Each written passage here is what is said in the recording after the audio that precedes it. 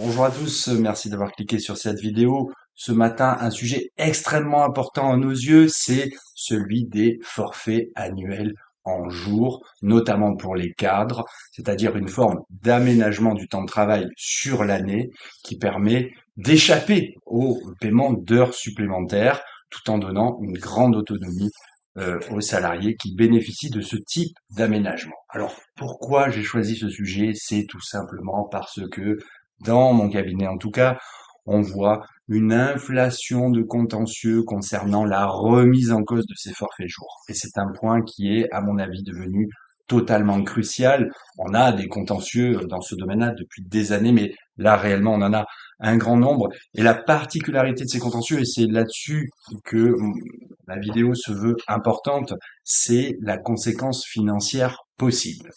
Alors, quel est ce type de contentieux? Qu'est-ce qu'on trouve dans ce type de contentieux? Eh bien, tout simplement une équation. L'équation, c'est, première étape, j'essaye d'obtenir de la part du juge le prononcé d'une nullité de mon forfait jour.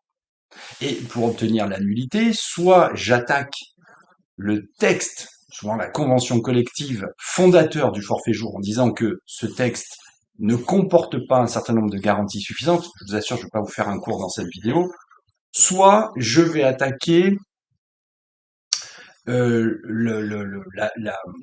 mise en œuvre, je dirais, de ce forfait quotidiennement, en démontrant par exemple que mon employeur ne suit pas mes temps de repos, ne m'a pas donné concrètement un droit à la déconnexion, n'a pas non plus veillé euh, à la compatibilité entre ma charge de travail et mon organisation personnelle, en tout cas mon équilibre de vie privée. Et ce sont des exigences qui sont le fruit de jurisprudence, mais aussi maintenant du Code du travail. Et depuis le 5 juillet 2023, donc vous voyez, ça date déjà un petit peu, on a eu 3 arrêts extrêmement importants de la Cour de cassation, des arrêts de principe, qui nous disent que l'employeur doit désormais euh, contrôler de manière effective la charge de travail. Et ça, c'est un changement majeur dans la posture de la Cour de cassation que les entreprises n'ont pas encore compris. Pour la plupart de nos clients, pas tous, il y en a qui sont très affûtés sur la règle sociale, mais pour la plupart de nos clients, il suffit d'avoir des contrats de travail, des accords d'entreprise qui expriment les règles du forfait jour de manière assez conforme à la loi ou à la jurisprudence pour être un petit peu lavé de cette première étape, de ce premier risque qui consiste à contester la validité d'un forfait jour. Bien, en réalité, la Cour de cassation nous dit attention, il suffit pas d'un bel écrit, il faut suivre de manière effective la charge de travail et s'assurer qu'elle correspond à un équilibre entre, enfin, que le salarié bénéficie d'un équilibre entre sa charge de travail et sa vie personnelle. Je vous assure que je résume parce que c'est un peu plus complexe que ça. Donc, il faut des outils. Il faut des outils pour suivre tous les mois, par exemple, quand vous recevez la déclaration des jours ou des demi-journées travaillées par votre cadre, il faut que vous adossiez à ce document-là, c'est une des exigences de la Cour de cassation depuis le 5 juillet 2023, il faut que vous adossiez un document qui permet au cadre de déclencher une alerte. Cette alerte consisterait à dire, par exemple, à son employeur que ce mois-ci, on n'avait pas les moyens d'exercer son travail ou qu'on a eu une surcharge de travail, et donc l'employeur doit y remédier, il doit déclencher rapidement un entretien avec le salarié. Donc tout ça, ça demande de la forme, c'est une véritable gymnastique. C'est pour ça que on parle d'équation infernale dans l'entreprise. Hein, vous voyez? Donc ça, c'est pour la validité des conventions de forfait jour. Pourquoi faut-il préserver la validité de ces conventions forfait jour? Eh bien parce que si le salarié obtient la nullité de sa convention forfait jour, alors il est considéré comme étant un salarié à 35 heures. Vous entendez bien ce que je vous dis. 35 heures.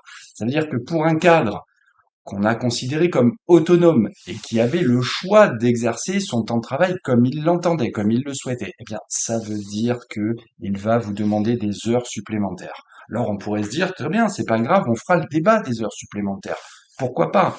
Mais euh, là où l'équation, c'est l'étape 2, hein, de demander l'étape 2 de l'équation, c'est de demander des heures supplémentaires. Mais là où l'équation devient diabolique, c'est dans l'étape 3, c'est-à-dire que le salarié va souvent se servir de la démonstration de l'absence de validité de son forfait jour, souvent parce qu'il a une surcharge de travail ou parce que son droit à la déconnexion n'a pas été effectif. Eh bien là, il va commencer à demander éventuellement à la juridiction prud'homale des manquements à l'obligation de sécurité de résultat, des manquements à l'obligation d'assurer un temps minimum de repos entre 2 jours de travail, ou voire des compensations concernant un temps de travail trop important dans une journée, voire demander du travail dissimulé, voire tout simplement annihiler les reproches que l'employeur lui a fait par ailleurs dans un licenciement. Parce que, et c'est la chute finale de l'équation, si vous reprochez à un cadre des manquements, et je vous assure que cette équation, vous devriez vraiment la prendre en compte. Si vous reprochez à un cadre un certain nombre de manquements, des fautes, éventuellement un harcèlement moral, il pourra tenter, on le voit dans un certain nombre de dossiers, il pourra tenter de se dédouaner de ses fautes en disant, mais au fond, j'ai commis ces fautes, presque je ne le nie pas, mais elles sont le résultat de manquements de l'employeur. Et en fin de compte, j'ai été mis sous une pression telle que je n'ai pas bien fait mon travail. Donc je suis licencié pour insuffisance, mais à la base, c'est parce que l'employeur a mal fait son travail. Donc vous voyez, c'est une équation qui est assez difficile. Et donc le maître mot de mon cabinet, c'est euh, armez-vous, euh, prenez un certain nombre de documents par lesquels vous allez suivre les paramètres de temps de repos, les paramètres de charge de travail, faites des entretiens annuels. Et encore, ça ne suffit pas, nous dit la Cour de cassation.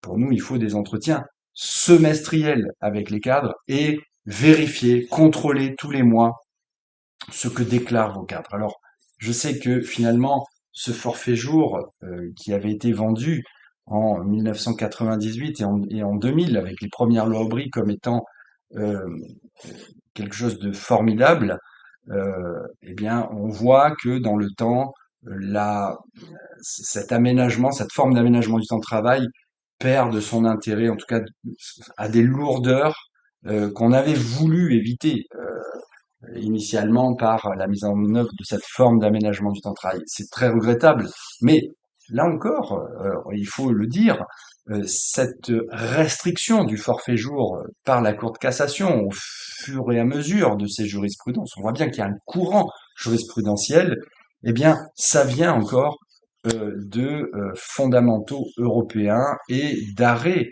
de la Cour de justice de l'Union européenne. Il faut savoir qu'au niveau européen, les juges sont plutôt opposés à cette forme d'aménagement du temps de travail. Donc, c'est assez compliqué parce qu'une fois que les conventions collectives imposent ce type d'aménagement pour certaines catégories de cadres, je dis bien l'imposent, par exemple dans la restauration rapide, on a bien des cadres autonomes soumis au forfait jour quand on est directeur de restaurant. L'équation, elle est presque incontournable, hein. Ça fait longtemps que mon cabinet essaye d'obtenir, enfin de trouver un raisonnement qui permette de dire on a des directeurs à 35 heures, finalement, avec des heures supplémentaires et des systèmes de récupération de ces heures supplémentaires, ce qui serait plus simple.